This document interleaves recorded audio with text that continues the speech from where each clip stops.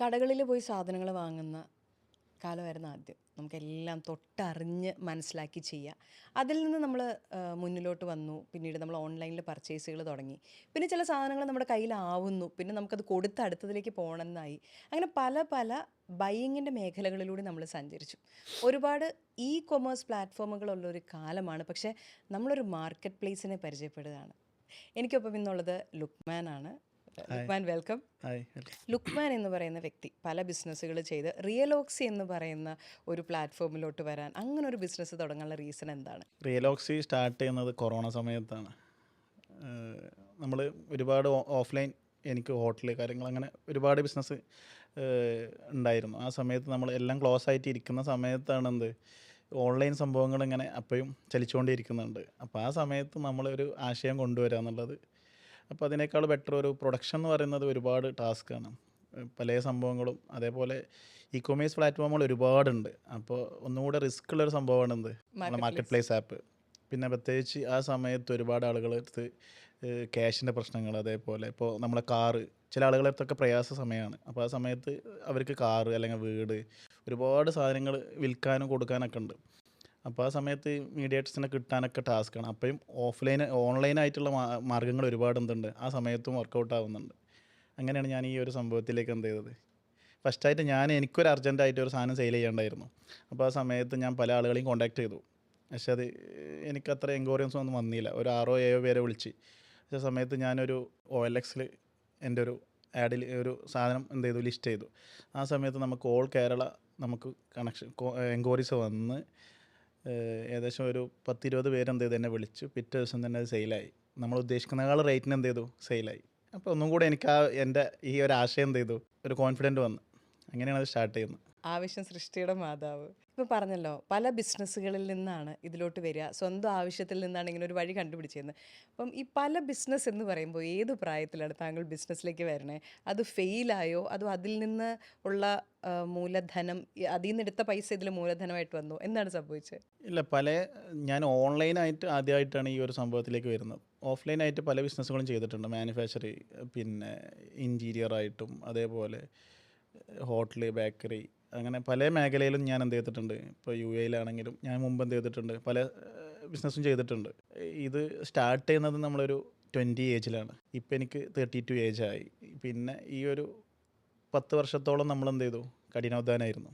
ഒരുപാട് ഒരുപാട് സ്ട്രഗിൾ അനുഭവിച്ചതായിട്ടാണ് നമ്മൾ ഇപ്പോൾ നമ്മുടെ ഈ കൊറോണ ടൈം വലിയൊരു നഷ്ടത്തിൻ്റെ സമയമായിരുന്നു. അപ്പോൾ എല്ലാ ബിസിനസ്സിൻ്റെയും ചില ആളുകൾക്ക് അവസാനമായിരുന്നു, ചില ആളുകൾക്ക് അതൊരു റീ എൻട്രി ആയിരുന്നു. അപ്പോൾ എല്ലാ ബിസിനസ്സിനും ഒരു തുടക്കവും ഒരു അവസാനവും ഉണ്ട്. ഞാൻ എൻ്റെ അവിടെ തുടങ്ങി, കൊറോണയിൽ തുടങ്ങിയത്.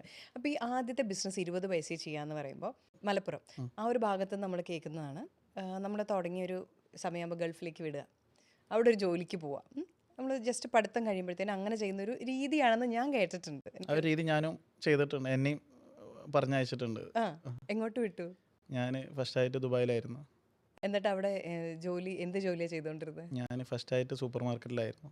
പക്ഷെ അതൊരു വലിയ എക്സ്പീരിയൻസ് ആയിരുന്നു സൂപ്പർ മാർക്കറ്റ് ആയതുകൊണ്ട്. കാരണം ഇന്നിപ്പോൾ ഞാൻ ദുബായിൽ റിയലോക്സി സ്റ്റാർട്ട് ചെയ്തുകൊണ്ട് എനിക്കതൊരു ഈസിയായി. കാരണം സൂപ്പർ മാർക്കറ്റ് ആയതുകൊണ്ട് എനിക്ക് ലാംഗ്വേജ്, അറബി, ഹിന്ദി ഇതൊക്കെ ഈസി ആയിട്ട് ചെയ്യാൻ പറ്റും, ഇപ്പോൾ കൈകാര്യം ചെയ്യാൻ പറ്റും. അപ്പോൾ എനിക്കിപ്പോൾ UAE ചെന്നപ്പോൾ ഒരാളെയും ആവശ്യം വന്നിട്ടില്ല. ഞാൻ എൻ്റെ റിയലോക്സി ലോഞ്ച് ചെയ്യാനും ഇപ്പോൾ അവിടെ റൺ ചെയ്യാനൊക്കെ, ഇപ്പോൾ ആളുകളെ കമ്മ്യൂണിക്കേഷൻ ചെയ്യാനാണെങ്കിലും എനിക്ക് ഈസി ആയിട്ട് അതൊരു ഉപകാരപ്പെട്ടിട്ടുണ്ട്. അപ്പോൾ ഈ സൂപ്പർ മാർക്കറ്റിൽ നമ്മൾ ആദ്യം ചെന്ന് കഴിയുമ്പോൾ പലരും ചെയ്യാന്ന് വെച്ചാൽ അവിടെ സൂപ്പർവൈസറായി, മാനേജറായി, അത് കഴിഞ്ഞിട്ട് പിന്നെ അങ്ങനെ അങ്ങനെ അവിടെ പോകുന്നവരാണ് ഒത്തിരി പേരും. അതിൽ നിന്ന് നമ്മളൊരു ബിസിനസ്സിലേക്ക് വരിക എന്നുള്ളത് വളരെ കുറച്ച് പേര് ചെയ്യുന്നൊരു ഞാൻ അവിടെ കണ്ടതിൽ, ഇപ്പോൾ ഞാൻ ഇന്നും അവിടെ വിളിച്ചന്വേഷിക്കുമ്പോൾ അന്നുള്ളവർ ഇന്നും കണ്ടിന്യൂസ് ആയിട്ട് തുടർന്നുകൊണ്ടേ ഇരിക്കുന്നുണ്ട്. 20 വർഷമായിട്ടും 25 വർഷമായിട്ടും.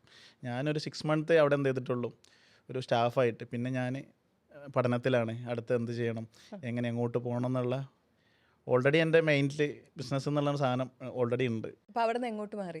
അതെ, പിന്നെ അവിടെ നിന്ന് ഞാൻ ദുബായിലേക്കാണ് ഷിഫ്റ്റ് ചെയ്യുന്നത്. അവിടെ ഞാനൊരു ടോയ്സിൻ്റെ ഹോൾസെയിലായി സെയിൽസ്മാനായിട്ട് ചെന്നു. പിന്നെ എനിക്ക് അവിടെ നിന്ന് അത് സ്വന്തമായിട്ട് ചെയ്യണമെന്നായി. ചെയ്യാൻ വേണ്ടിയിട്ട് ഞാൻ ഇരിക്കുമ്പോഴാണ് അവിടുത്തെ ഒരു ലോക്കൽ ഒരു അറബിയൻ കോൺടാക്ട് നമ്പർ വാങ്ങിച്ച് ഞങ്ങൾ രണ്ടാളും ഒരുമിച്ച് ഒരു 6 മന്ത് ചെയ്തു. പക്ഷേ അതിൻ്റെ ഇടയിൽ അവർ ഓരോ യാത്രയിലൊക്കെ ആയിട്ട് ഗ്യാപ്പ് വന്ന് അങ്ങനെ ഞാൻ ക്യാൻസലാക്കി വന്നു. പിന്നെ ഞാൻ വീണ്ടും നാട്ടിൽ തന്നെ സെറ്റിലായി. ആ. അപ്പോൾ ഇവിടെ നിന്ന് പിന്നെ ബിസിനസ് തുടങ്ങിയോ അതോ? പിന്നെ ഇവിടുന്ന് ബിസിനസ് തുടങ്ങി. ഫസ്റ്റായിട്ട് നമ്മളൊരു പിന്നെ മാനുഫാക്ചറിങ് നമ്മുടെ ഈ വുഡിൻ്റെ മാനുഫാക്ചറിങ് തുടങ്ങി, കമ്പനി തുടങ്ങി. അത് ബ്രേക്കായി, അത് കംപ്ലീറ്റ് ചെയ്യാൻ പറ്റില്ല.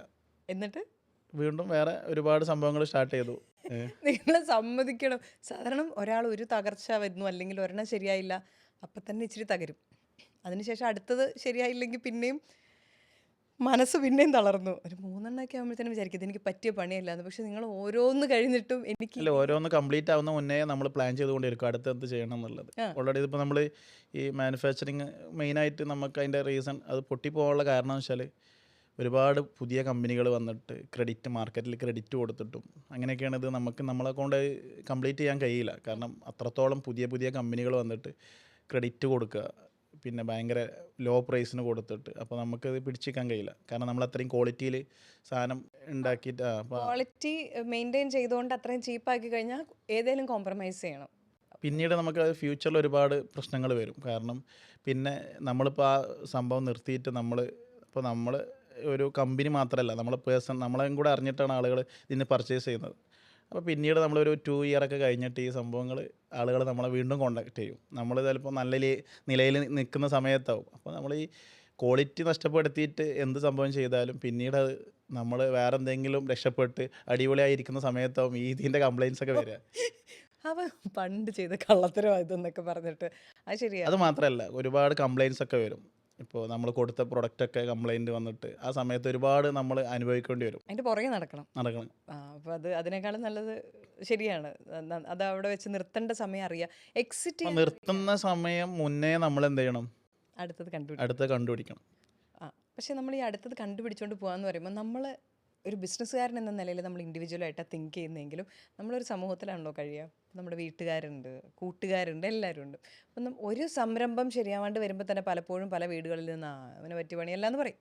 2-3 ഒക്കെ കഴിയുമ്പോൾ ഉറപ്പിച്ച് പറയും ഇവനെ കൊണ്ട് കൂട്ടിയാൽ കൂടില്ല, വിട്ടേക്കാന്ന്. അപ്പോൾ അതിനിടയിൽ നിന്ന് ഇപ്പം എങ്ങനെയാണ് നിങ്ങൾ, അതായത് വീട്ടിൽ നിന്ന് സപ്പോർട്ട് ഉണ്ടായിരുന്നു, ഇത് പോകാൻ നേരത്തും ഗോ ഫോർ ഇറ്റ് എന്ന് പറയുന്ന സുഹൃത്തുക്കളായിരുന്നോ അതോ? അതൊരിക്കലും നമ്മൾ എക്സ്പെക്റ്റ് ചെയ്യാൻ പാടില്ല ലൈഫിൽ. നമ്മൾ ഇപ്പോൾ ഒരു ബിസിനസ് സ്റ്റാർട്ട് ചെയ്ത് അല്ലെങ്കിൽ റൺ ചെയ്ത് പോകുമ്പോൾ ഒരാളുടെ അടുത്തുനിന്ന് നമ്മളൊരിക്കലും ഒന്നും പ്രതീക്ഷിക്കാൻ പാടില്ല. കാരണം അതിപ്പോൾ നമ്മൾ ഫാമിലിയിൽ നിന്നൊക്കെ അവർ നല്ലതിന് വേണ്ടിയിട്ടാണ് എന്ത് ചെയ്യുന്നത്, നമ്മളെ ഭാവി നല്ലതിന് വേണ്ടിയിട്ടാണ്. ഒരിക്കലും നമ്മൾ ഡൗൺ ആവാൻ വേണ്ടിയിട്ടോ അല്ലെങ്കിൽ നമ്മൾ രക്ഷപ്പെടരുതെന്ന് വിചാരിച്ചിട്ടല്ല ഒരിക്കലും നമ്മളെ പിന്നെ പേരൻസ് ഒന്നും ഒരിക്കലും എന്ത് ചെയ്യുന്നത് ഇതിനൊരു മുടക്ക് പറയുന്നതോ അല്ലെങ്കിൽ ഇനി അത് ചെയ്യണ്ട വല്ല ജോലി എടുത്തോ എന്ന് പറയുന്നത് അതുകൊണ്ടാണ്. അല്ലാണ്ട് ഞാനതിന് ഒരിക്കലും വിശ്വസിക്കുന്നില്ല നമ്മൾ രക്ഷപ്പെടാതിരിക്കാൻ വേണ്ടിയിട്ട് പേരൻസ് നമ്മളെ ഇത് ചെയ്യണമെന്ന് ഒരിക്കലും. മറ്റുള്ളവർ ചിലപ്പോൾ പറയാം, പുറത്തുള്ളവർ, പക്ഷേ ഫാമിലി ഒരിക്കലും എന്തല്ല നമ്മൾ രക്ഷപ്പെടാതിരിക്കാൻ വേണ്ടിയിട്ടല്ല. അവരത് ആഗ്രഹിക്കുന്നുണ്ട്. പക്ഷെ നമ്മളെ സ്ട്രഗിൾ അല്ലെങ്കിൽ ഈ പ്രയാസം കാണുമ്പോൾ അവരത് ഉൾക്കൊള്ളാൻ കഴിയില്ല. പിന്നെ ആ ഒരു രീതിയിൽ വന്ന ഫാമിലി അല്ല, നമ്മളെല്ലാവരും ബിസിനസ്സായിട്ട് വന്നവരല്ല. അപ്പോൾ ഈ വീട്ടിൽ ഇത് പറയുമല്ലോ, സ്വാഭാവികമായും ഈ സങ്കടം നമ്മൾ കാണുകയാണ്. അതിപ്പോൾ വാപ്പയുടെ ആണെങ്കിലും ഉമ്മയുടെ ആണെങ്കിലും ആരുടെ ആണെങ്കിലും സഹോദരങ്ങളുടെ ആണെങ്കിലും നമ്മൾ ഈ സങ്കടം കാണുകയാണ്. അതിനിടയിൽ നമുക്കിവിടെ ബിസിനസ് ശരിയാവുന്നുമില്ല, നമ്മൾ പുതിയ പ്ലാനുകൾ ഇട്ടുകൊണ്ടിരിക്കുകയാണ്. അപ്പോൾ എല്ലാവരും പറയും വളരെ സ്വസ്ഥമായൊരു മനസ്സിലൂടെയാണ് നമ്മൾ ബിസിനസ്സിന് വേണ്ടി ചിന്തിക്കേണ്ടതെന്നൊക്കെ. അപ്പോൾ ഇതിനിടയിൽ ലുക്മാൻ എങ്ങനെയാണ് ഇതിൻ്റെ എല്ലാം കൂടെ ഞാനിതിലൊന്നും തളരില്ല, എനിക്ക് മുന്നോട്ട് എന്നുള്ളൊരു ആ ഒരു പ്രചോദനം അപ്പം വീട്ടിൽ നിന്നല്ല, അടുത്തൊന്നല്ല, അപ്പോൾ ആ ഒരു മോട്ടിവേഷൻ എവിടെ നിന്നാണ് വരണേ മുന്നോട്ട് പോകാനുള്ളത്?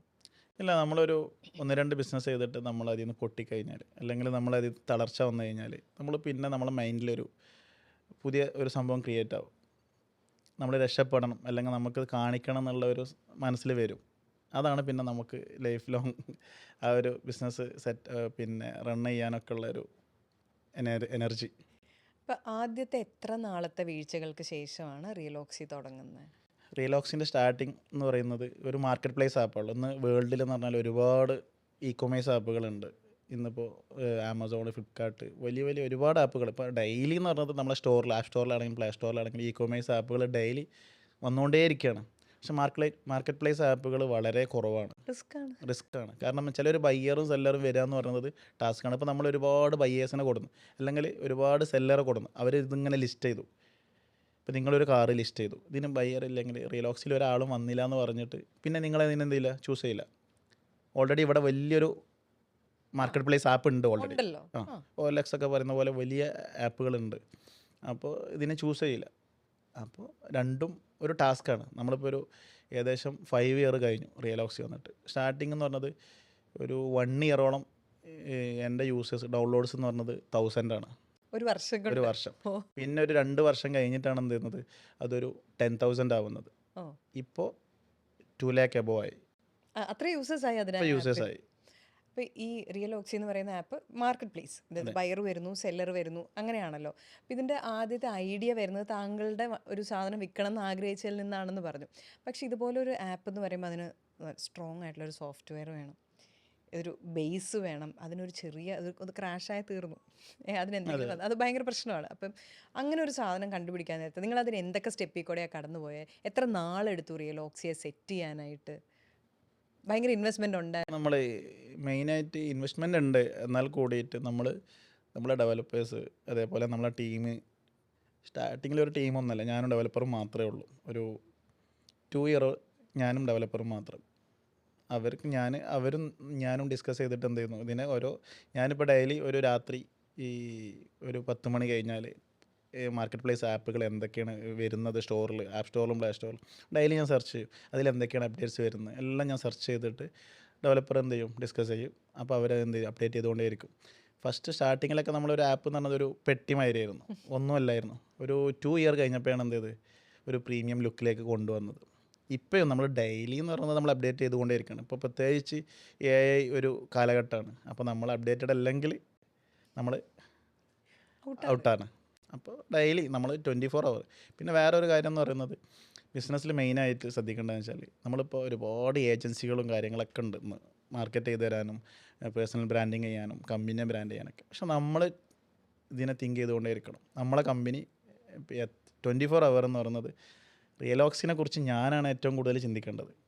ആരുണ്ടെങ്കിലും ടീമാണെങ്കിലും എന്താണെങ്കിലും ഞാനാണ് ഇതിൻ്റെ ഫൗണ്ടറെങ്കിൽ ഞാൻ എന്ത് ചെയ്യണം ഡെയിലി അപ്ഡേറ്റ് ഞാനായിട്ടൊന്ന് ക്രിയേറ്റ് ചെയ്തുകൊണ്ടേയിരിക്കണം. ഞാൻ ഏറ്റവും കൂടുതൽ പിന്നെ ഫോൺ എടുത്താൽ തുറന്നു നോക്കൽ റിയലോക്സിൻ്റെ ഇൻസ്റ്റാഗ്രാം പേജ്, ഫേസ്ബുക്ക് പേജ്, ഇൻസ്റ്റാഗ്രാമിൻ്റെ ആപ്പ് സ്റ്റോറിലും പ്ലേ സ്റ്റോറിലുള്ള ആപ്പുകൾ, വർക്കൗട്ട് ഉണ്ട് എല്ലാം 24 അവർ. എപ്പോൾ എണീച്ചാലും ഉറങ്ങുമ്പോഴും നടക്കുമ്പോഴൊക്കെ നമ്മൾ ഇൻസ്റ്റാഗ്രാമൊക്കെ റീലൊക്കെ കാണുന്ന പോലെയാണ് നമ്മൾ ആപ്പ് എപ്പോഴും സെർച്ച് ചെയ്തുകൊണ്ടിരിക്കുക. എന്തെങ്കിലും ക്രാഷ് വരുന്നുണ്ടോ, ബഗ് വരുന്നുണ്ടോ. 24 അവർ ഒരുപാട് റിസ്ക് എടുത്തിട്ടുണ്ട് ആപ്പിൽ. 24 അവർ ഞാൻ ഉറങ്ങുമ്പോൾ വരെ ലാസ്റ്റ് ആപ്പ് ഒന്ന് സെർച്ച്, കാരണം ആളുകൾ എപ്പോഴാണ് കയറുക എന്ന് പറയാൻ കഴിയില്ല, എപ്പോഴാണ് ലിസ്റ്റ് ചെയ്യുക. അപ്പോൾ നമ്മൾ ആപ്പ് പ്രത്യേകിച്ച് UAE-ലും ഇവിടെയൊക്കെ ഉണ്ട്, ഇന്ത്യയിലൊക്കെ ഉണ്ട്. ഇനിയിപ്പോൾ നമ്മൾ സൗദിയിൽ പോകുന്നുണ്ട്. അപ്പോൾ എല്ലായിടത്തും ടൈം ഡിഫറെൻ്റ് ആണ്. അപ്പോൾ എപ്പോഴും നമ്മൾ അലർട്ടായിരിക്കണം, ഉറക്കമില്ല. പിന്നെ സ്റ്റാഫ് എന്ന് പറഞ്ഞത് അല്ലെങ്കിൽ ടീമെന്ന് പറഞ്ഞത് അവർക്കൊരു ടൈം ഉണ്ട്, ഇന്ന ടൈം. പിന്നെ ഡ്യൂട്ടി കഴിഞ്ഞാൽ ഇനിയിപ്പോൾ എന്ത് സ്റ്റാഫാണെങ്കിലും അവർക്ക് അതിനോടൊരു പക്ഷെ എന്നാൽ കൂടിയിട്ട് എൻ്റെ ടീം അടിപൊളിയാണ്. ഇപ്പോൾ ഡെവലപ്പർ ആയാലും 2 മണിക്ക് 3 മണിക്കൊക്കെ ക്രാഷ് പറഞ്ഞാൽ ആ സമയത്ത് തന്നെ അത് ഫിക്സ് ചെയ്ത് തരും. അത്ര അടിപൊളിയാണ്. നിങ്ങൾ എങ്ങനെയാണ് 2 മണിയുടെയും 3 മണിയുടെയും ക്രാഷ് അറിയുന്നത്? ഞാൻ ചെക്ക് ചെയ്യാറുണ്ട്. സത്യം പറഞ്ഞാൽ നമ്മളിപ്പോൾ 24 ബിസിനസ്സുകാരൻ 24 ആണെന്ന് പറയുന്നില്ല, റിയലാണ്. എൻ്റെ അനുഭവത്തിൽ ഞാൻ എപ്പോൾ എന്നെ മെസ്സേജ് ചെയ്താലും ഞാൻ അപ്പോൾ റീപ്ലൈ തരും. ഞാൻ 24 അവറാണ്. ഇന്നലെ ഇപ്പം നമ്മൾ കൊച്ചിയിലാണ്, ഞാൻ ഇന്നലെ കാലിക്കറ്റാണ് വൈകിട്ട് 5 മണിക്ക്. അപ്പോൾ ഇന്നാണ് എനിക്ക് ടൈം, 2 പേർക്കും ഒരേ പറ്റിയ ടൈമാണെന്ന് പറഞ്ഞപ്പോൾ ഞാൻ അവിടെ നിന്ന് ഇന്നലെ തന്നെ ട്രാവൽ ചെയ്ത് ഇന്നലെ തന്നെ വന്നു, ഇന്ന് മോർണിംഗിൽ കാണാൻ പറ്റി. അപ്പോൾ നമ്മൾ എപ്പോഴും റെഡിയാണ് എന്തിനും. ബിസിനസ് ചെയ്യുമ്പോൾ നമ്മൾ കുറേ കാര്യങ്ങൾ എന്ത് ചെയ്യേണ്ടി വരും. ഇന്ന് സൺഡേ ആണ്, ഒരുപാട് കല്യാണങ്ങൾ ഉണ്ടാവാം, പ്രോഗ്രാംസ് ഉണ്ടാവും, ഒക്കെ മാറ്റി വെച്ചിട്ടാണ് നമ്മൾ എന്ത് ചെയ്യുന്നത്. അപ്പോൾ ഒരുപാട് ഈ ഒരു ബിസിനസ് കൊണ്ട് നടക്കുമ്പോൾ ഒരുപാട് കാര്യങ്ങൾ നമുക്ക് നഷ്ടപ്പെടും, ഒരുപാട്. അപ്പോൾ ഈ നഷ്ടപ്പെടും ഉറപ്പാണ്. 100% കാണേണ്ട സിനിമ നമുക്ക് കാണാൻ പറ്റുന്നില്ല. ചിലപ്പോൾ ഞാൻ നിങ്ങളോട് ചോദിച്ചാൽ നിങ്ങളെ സിനിമ പോലും ചിലപ്പോൾ ഇല്ല, എനിക്കറിയില്ല. കാരണം 3 മണിക്കൂർ മാറ്റി വെക്കാൻ നിങ്ങൾക്ക് പറ്റൂല, ആപ്പ് ചെക്ക് ചെയ്യണം. അത് മാത്രമല്ല നമുക്ക് ആ ഒരു മൈൻഡിൽ ഫുള്ള് ഇതിൻ്റെ നെക്സ്റ്റ് ലെവൽ പ്ലാൻ ചെയ്തുകൊണ്ടേയിരിക്കുകയാണ്.